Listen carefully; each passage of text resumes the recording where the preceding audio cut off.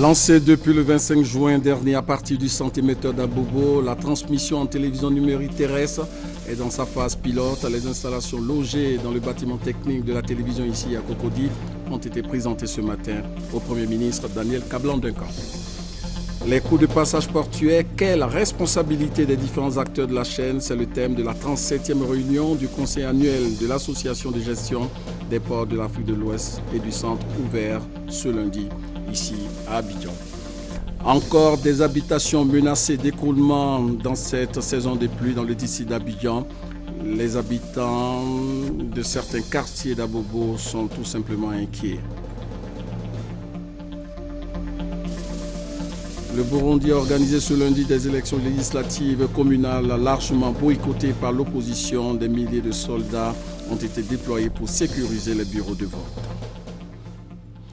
Voilà pour les principaux titres. Bonsoir et bienvenue dans ce 20h. À suivre dans cette édition, la contribution de la brigade numérique dans la sensibilisation à l'enrôlement dans le cadre de la révision de la liste électorale. Qui sont ces membres de cette brigade? Comment travaillent-ils? Quels sont les messages qu'ils véhiculent? Les réponses dans quelques instants dans le grand format. Commençons par l'examen de fin d'année, le baccalauréat. Ils sont plus de 220 000 candidats, toutes séries confondues, à prendre part à cet examen. Pour se faire une idée du déroulement de l'examen, la ministre en charge de l'éducation, Kandia Camara, s'est rendue à Kouto et à Boundiali, dans le nord du pays. Les épreuves écrites du baccalauréat session 2015 ont débuté ce lundi sur toute l'étendue du territoire national. Plus de 220 000 candidats frappent aux portes de l'enseignement supérieur et des grandes écoles. Le lancement officiel de cet examen a été effectué dans la région de l'Abagou et notamment à Boundiali et à Kouto. Pour éviter tout cas de fraude et de tricherie, des dispositions particulières ont été prises. Fouilles systématiques des sacs, contrôle d'identité des candidats à la porte et dépôt des sacs. Seuls les stylos, les règles, les convocations et les pièces d'identité sont admis dans les salles d'examen. À Boundiali, entourée de ses plus proches collaborateurs, la ministre de l'Éducation nationale et de l'enseignement technique a elle-même distribué les premiers sujets de français aux candidats. Kandia Camara a exhorté les élèves à considérer ces épreuves comme les derniers devoirs de classe de l'année scolaire. Elle a demandé aux candidats de se départir de la fraude et de la tricherie avant de se féliciter des taux de réussite au CEP et au BEPC enregistrés cette année, des taux en hausse. Pour les candidats sans convocation, Kandia Camara s'est voulu clair. Les candidats qui n'ont pas de convocation, ce sont les candidats qui ne se sont pas inscrits sur le listing. Nous avons même continué jusqu'à fin avril, jusqu'à mai. Ceux qui ne se sont pas inscrits jusqu'à mai, je suis désolé de le dire, ils sont fort clos et qu'ils attendent l'année prochaine. Et je voudrais vous dire que tous ces candidats sont des candidats libres, qui se sont fait gruger par des gens qui ont pris leur argent, qui ne les ont pas inscrits et malheureusement aujourd'hui, ils se rendent compte qu'ils ne sont pas sur le listing. On ne vient pas le jour du vote pour se faire inscrire, pour pouvoir voter en même temps. Cela ne se fait pas. Et c'est exactement la même chose pour les examens. Le baccalauréat est le dernier examen à grand tirage en Côte d'Ivoire. Les résultats seront proclamés le 20 juillet 2015. Autre évaluation des connaissances, les concours administratifs. Ces concours pour la période 2015 ont été ouverts officiellement ce lundi. Il faut retenir que les inscriptions se font en ligne sur le site du ministère de la fonction publique. Des informations utiles ont été données par le directeur général de la fonction publique au cours d'une conférence de presse. Moussa Konaté.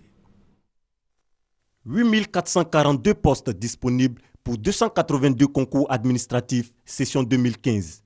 La plateforme des inscriptions est ouverte depuis ce lundi 29 juin. Cette année encore, les dispositions restent les mêmes. Tout se fait en ligne et l'innovation majeure est le dépôt des dossiers dans les agences de la Poste sur tout le territoire national. Dans son souci de rapprocher les usagers de l'administration, le ministre Cissé Ibrahim Bakongo a donné les instructions strictes à la direction des concours qui a signé une convention avec la Poste Côte d'Ivoire, si bien que si vous vous trouvez à Brobo, à Montezo ou à Mankono, vous n'avez plus besoin de venir à Abidjan, vous vous inscrivez en ligne, vous déposez votre dossier à la Poste Côte d'Ivoire, suivant un protocole bien précis. Les dossiers seront bel et bien acheminés au ministère de la fonction publique et de la réforme administrative. Selon le directeur général de la fonction publique, toutes les conditions sont réunies pour la bonne tenue de ces concours. Il appelle aussi à la vigilance des candidats face aux arnaqueurs. Je vous le dis avec force et fermeté, il est rigoureusement interdit à un agent de la fonction publique de percevoir quoi que ce soit comme franc au titre des inscriptions au concours. Les inscriptions en ligne se tiennent du 29 juin au 22 août 2015 sur le site www.fonctionpublique.gouv.ci et les frais fixés à 27 500 francs à verser par paiement mobile. Le dépôt des dossiers se fait du 7 juillet au 29 août 2015 dans les agences de la Poste Côte d'Ivoire. À cette même période, les visites médicales à l'antenne de la fonction publique à Adjamé. Les compositions se dérouleront les 12, 19 et 26 septembre 2015 et les délibérations prévues du 14 au 21 octobre 2015. Je vous l'annonçais dans les titres, lancé depuis le jeudi 25 juin dernier à partir du centre émetteur d'Abobo, la transmission en télévision numérique terrestre est dans sa phase pilote. Les installations logées dans le bâtiment technique de la télévision ici à Cocody ont été présentées ce matin même au Premier ministre Daniel Kablan-Duncan. Compte rendu, Gabriel Zanilou. Le premier test de diffusion en télévision numérique terrestre émis le jeudi 25 juin à partir du centre émetteur d'Abobo est un succès selon les opérateurs. Le Premier ministre a constaté les installations des signaux de réception et de transmission ce lundi à la télévision ivoirienne. Ces équipements permettent de regrouper plusieurs chaînes en un seul flux et au niveau de la diffusion, au lieu d'avoir plusieurs émetteurs, un seul émetteur pourra émettre jusqu'à 6 chaînes. Daniel Kablan-Duncan, accompagné des ministres de la Poste, des TIC et de la communication, a félicité les acteurs engagés dans l'opération. Le coût du projet, 25 milliards de francs CFA, un autoprojet d'envergure de l'État a encouragé. Le projet TNT est un projet important pour notre pays, parce que c'est la première fois qu'une telle technologie doit s'installer en Côte d'Ivoire, de sorte que pour le faire, nous avons eu besoin effectivement de nous mettre tous ensemble. Donc c'est toutes les intelligences qui ont permis effectivement d'en arriver à ce résultat-là. L'Union internationale des télécommunications avait fixé la date limite au 17 juin 2020 pour les pays diffusant en VHF comme la Côte d'Ivoire, mais le pays a pris de l'avance, ce qui montre la détermination des autorités à migrer vers le numérique dans les meilleurs délais.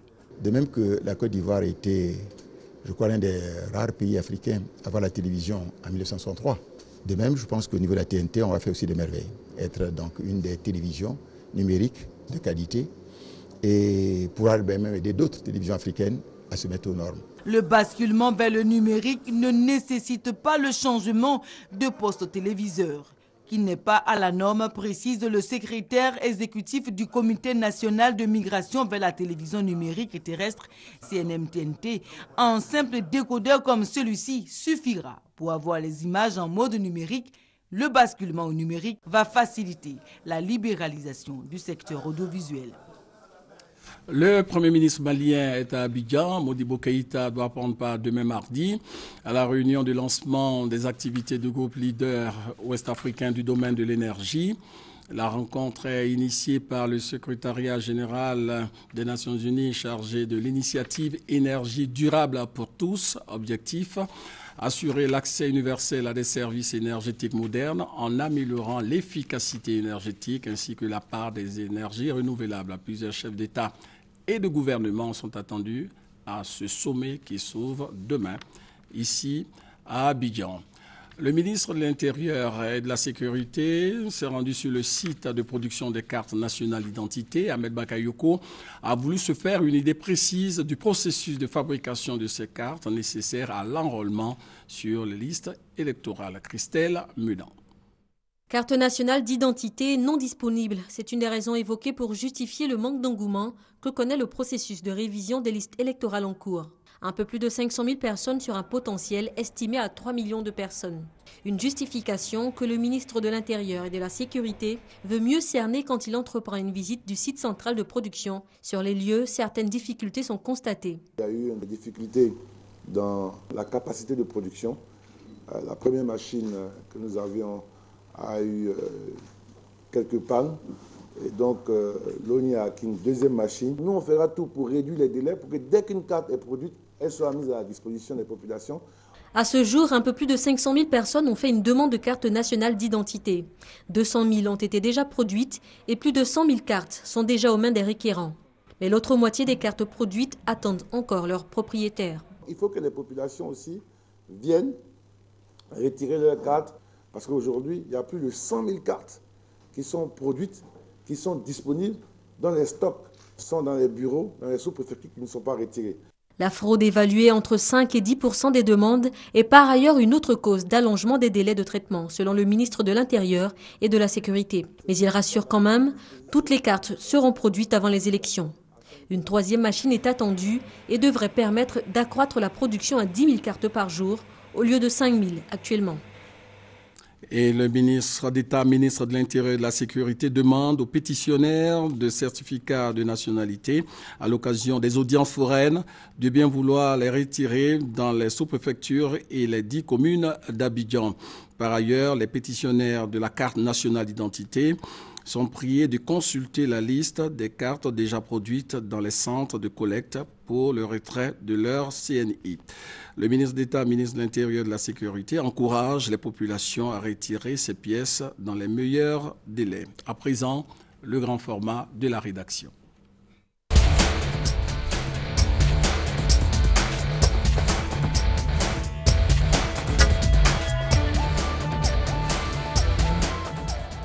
Dans ce grand format, il sera question de la contribution de la brigade numérique dans la sensibilisation à l'enrôlement dans le cadre de la révision de la liste électorale. Qui sont les membres de cette brigade? Comment travaillent-ils? Quels sont les messages qu'ils véhiculent? Les réponses avec Maïsako. Nous sommes au siège du National Democratic Institute, un institut américain qui œuvre pour le renforcement de la démocratie et la tenue d'élections libres à travers le monde. La directrice de cette structure à Abidjan, Christiane Pelcha, s'apprête à effectuer une visite qui lui est spéciale. Depuis bientôt 10 jours, elle n'a pas cessé d'effectuer le trajet entre son bureau et le siège de la brigade numérique pour des élections apaisées ou la brigade de l'observation dont elle est l'initiatrice. NDI a tenu un hackathon. Un hackathon, c'est le regroupement de blogueurs et blogueuses, développeurs-développeuses. Il y avait 23 gars, 2 filles. On s'est dit, il faudrait recruter 25 filles et que les 23 garçons appuient les filles pour qu'elles soient aussi agiles sur les réseaux sociaux. Donc, c'est comme ça que l'idée de la brigade est née. La brigade de l'observation est composée de 50 jeunes. Leur domaine d'activité, les réseaux sociaux, notamment Facebook et Twitter, sur lesquels ils sensibilisent et encouragent les populations à participer massivement au processus de révision de la liste électorale. Au moment de notre passage dans leur bureau, seuls sont présents une dizaine de membres de la brigade numérique pour des élections apaisées. C'est qu'une bonne partie d'entre eux travaillent à leur domicile respectif. Les membres de la brigade numérique pour des élections apaisées ne sont pas rémunérés. La plupart ont accepté de faire cette activité sur la base du volontariat. C'est le cas d'Yvette Brou, étudiante et membre de la brigade de l'observation. Elle a rejoint l'équipe après une formation de 2 jours au début du mois de juin. J'ai adhéré tout naturellement parce que je suis jeune non seulement, je suis ivoirienne. Je me suis dit que c'est une manière de contribuer à l'apaisement des tensions dans mon pays. Yvette publie des messages écrits le plus souvent sur Facebook et Twitter. Son objectif, amener ses connaissances en particulier et la population en général à se faire inscrire sur la liste électorale. J'ai envoyé une image et puis j'ai commenté avec un message demandant aux jeunes de se faire enrôler. Tout à l'heure, il y a une qui m'a dit qu'elle n'avait pas de carte nationale d'identité. Mais est-ce qu'elle pouvait se faire enrôler? Comment le faire? Je lui ai tout simplement demandé si elle disposait d'un certificat de nationalité. Donc elle m'a répondu que oui. À la différence d'Yvette, Alan et Cédric préfèrent dessiner des graphiques et des caricatures. Ils publient par la suite ces images contenant des messages de sensibilisation sur les réseaux sociaux. J'incite les gens à aller se faire enrôler en utilisant une image d'une personne qui se faisait enrôler. Et bon, apporter certains messages. Là, par exemple, ce que j'ai publié, des vieilles personnes, chérie, marche doucement, et le mari qui dit, fais vite, l'enrôlement prend fin le 30 juin.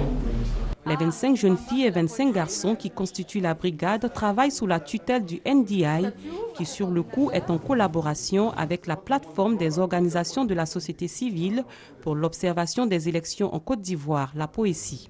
Seule structure accréditée par la Commission électorale indépendante pour l'observation de la révision de la liste électorale, la POECI est constituée de 14 organisations de la société civile. L'une d'elles, l'ONG Akendewa, est en charge de la plateforme technologique du processus d'observation. Ses membres développent des applications qu'utilisent les membres de la brigade numérique pour fournir des informations pratiques et utiles sur la révision de la liste électorale aux populations. Vous êtes à Yopougon. Vous voulez savoir où aller vous enregistrer à Yopougon. Ouvre celui de Yopougon. Donc à Yopougon, ce que l'on voit, il y a le centre, il y a le premier, parce que le deuxième, groupe scolaire. Le public peut avoir directement accès à ces applications en allant sur le site web poeci-élections.org. Les membres de la brigade numérique pour des élections apaisées coopèrent également avec 102 observateurs, membres des organisations de la POECI. Ces observateurs sont répartis sur tout le pays. Leur rôle, donner au quotidien des informations relatives au déroulement de l'enrôlement dans les différents centres. Ces informations sont envoyées par écrit aux membres de la plateforme technologique de la POECI qui les transmettent à leur tour aux membres du comité de pilotage de cette même plateforme. Ces derniers analysent conjointement ces informations avec des membres de la CEI avant de les relayer aux membres de la brigade numérique. Ceux-ci s'en servent pour formuler leur message de sensibilisation. Ces observateurs font des observations tous les jours. L'observateur est dans notre bureau de rendement du matin au soir. Et ils font des informations. Une information, un SMS est envoyé. Lorsque ces SMS-là arrivent, ces informations-là sont vérifiées et nous servent de base pour générer donc des graphiques. Les efforts des brigadiers de l'observation semblent porter des fruits. Selon le NDI, dans la 3e semaine du mois de juin, 117 personnes se sont fait enrôler par jour, contre 45 personnes au cours des 2 premières semaines.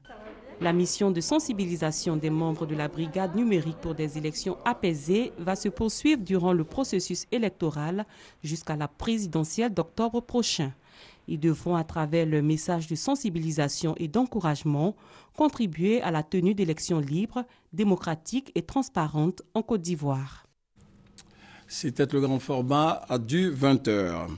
Dans le cadre des préparatifs de la visite d'État du président de la République dans les régions du Ourodougou, du Béré et du Bafing, le ministre d'État, ministre de l'Intérieur et de la Sécurité invite les élus et cadres des 10 régions à prendre part à la réunion d'information qui aura lieu le mercredi 1er juillet à 16h à la salle Félix Houphouët-Boigny de l'hôtel du district d'Abidjan. Des militants du PIT, le Parti ivoirien des travailleurs, en grande partie des enseignants, des jeunes, des femmes, sont pour la tenue d'un congrès extraordinaire de leur parti, le PIT. Ils se sont retrouvés à la Maison de la Presse pour une déclaration commune dans laquelle ils demandent le renouvellement des instances dirigeantes du PIT, le compte-rendu dans nos prochaines éditions. Le reste de l'actualité avec tout d'abord l'ouverture ici à Abidjan de la 37e réunion du Conseil annuel de l'Association de gestion des ports de l'Afrique de l'Ouest et du Centre. Le point avec Ali Diarasouba. Les responsables des ports de l'Afrique centrale et occidentale, des ports internationaux, autorités maritimes, armateurs, tous les maillons de la chaîne portuaire réunis 4 jours durant à Abidjan pour mutualiser leurs expériences et savoir-faire. Ce 37e conseil annuel de l'Association de gestion des ports de l'Afrique de l'Ouest et du Centre, sous le sigle AGPAOC, présente de grands enjeux. Il s'agit de parler des coûts portuaires et quelle est la responsabilité des acteurs. Les acteurs ils sont multiformes, c'est les administrations, c'est l'État, c'est les autorités portuaires, c'est les opérateurs privés et chacun dans la matière a un rôle à jouer. Il s'agit donc au cours de ces assises-là de travailler à bien définir les rôles des uns et des autres et voir un peu comment chacun pourrait vraiment y mettre la bonne volonté pour que les choses puissent avancer positivement. L'ultime objectif visé au terme de cet important rendez-vous de ce secteur portuaire et maritime, impacté sur le coût de passage du navire et de la marchandise, à l'effet de booster la compétitivité des ports. Que les experts et bien sûr avec l'ensemble des directeurs généraux des 19 pays qui se sont retrouvés à Abidjan pour plancher sur la question des coûts portuaires, qu'on puisse avoir de réelles propositions. Car comme vous le savez tous, l'impact direct des surcoûts dans les différents ports va également impacter négativement la compétitivité des entreprises. Or, aujourd'hui, ce que nous recherchons, c'est plus de compétitivité pour plus de marchés et tout cela doit nous permettre justement un développement économique harmonieux avec un plein emploi. Voici donc ce que j'attends de cette réunion d'Abidjan.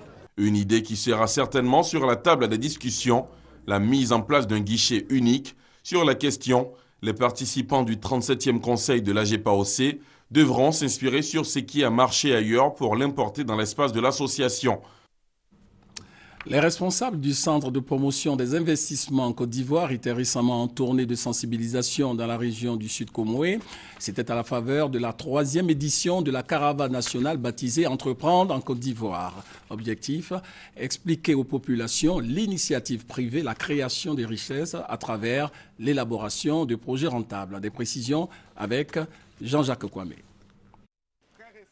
C'est un apôtre de l'entrepreneuriat que les experts du CPC, Centre de promotion des investissements en Côte d'Ivoire, conduit par le directeur général Emmanuel Esmel-Essis, ont investi la région du Sud Comoé, choisie pour cette 3e édition de la caravane nationale Entreprendre en Côte d'Ivoire. À Aboisseau comme à Bonois, localité visitée par la caravane, les populations ont été informées sur les réformes qui ont favorisé l'amélioration du climat des affaires en Côte d'Ivoire. Il s'agit notamment de la possibilité de créer une entreprise en 24 heures à partir de 15 000 francs CFA et du nouveau code d'investissement qui offre de nombreux avantages fiscaux pour les candidats à l'entrepreneuriat. Emmanuel Esmel-Essis a invité les jeunes de la région à saisir toutes ces opportunités. Je vous incite à aller à l'entrepreneuriat. C'est une culture, le maire, le président du GIS, c'est une culture qu'on doit apprendre aux Ivoiriens. Ne pas aller pour chercher à faire jeune honneur, mais chercher à être entrepreneur. C'est ça qui amène l'avenir et c'est ça qui nous amènera à l'émergence. À Aboisseau comme à Bonois, les autorités locales ont souhaité l'ouverture d'une agence du CPC, une requête qu'a promis d'étudier le directeur général du CPC afin de la traduire en action concrète pour le développement des économies de ces régions. Prochaine étape de cette 3e édition de la caravane nationale Entreprendre en Côte d'Ivoire, le 6 juillet prochain dans la ville historique de Grand Bassam. Encore des habitations menacées d'écroulement dans cette saison de pluie dans le district d'Abidjan. Les habitants du quartier Coprim Zénith 2 et ceux de Sikogi Réconciliation dans la commune de Yopougon dans le district d'Abidjan sont tout simplement inquiets. Les pluies diluviennes ont occasionné l'éboulement de terre dans ces quartiers, comme vous le voyez. Difficile donc de vivre dans ces conditions. Les populations sont inquiètes. À l'étranger, le Burundi a organisé ce lundi des élections législatives et communales largement boycottées par l'opposition. Des milliers de soldats et de policiers ont été déployés pour sécuriser les 11 000 bureaux de vote. C'est donc dans un climat de tension que se sont déroulées les élections législatives et communales au Burundi. En attendant l'élection présidentielle prévue le 15 juillet prochain, rappelons que depuis le mois d'avril dernier, ce pays de la région des Grands Lacs est secoué par une crise politique déclenchée par la candidature du président Pierre Nkurunziza à un 3e mandat. Une crise qui a déjà coûté la vie à 70 personnes et poussé 120 000 Burundais à se réfugier dans les pays de la sous-région. En Égypte, le procureur général du Caire, Hicham Baraka, a succombé à ses blessures suite à l'explosion de sa voiture ce lundi. Le procureur général égyptien, cible d'un attentat à la bombe, n'a donc pas survécu. 2 civils et 2 policiers ont également été blessés. L'explosion est survenue dans la matinée. Le magistrat quittait son domicile pour se rendre à son bureau. Voilà, fin de ce journal à 21h. Vous avez rendez-vous avec la rédaction sportive en direct du studio. Merci de nous avoir suivis. C'est très rare que le journal finisse à cette heure-ci. Merci donc de nous avoir suivis. On se retrouve avec beaucoup de plaisir demain.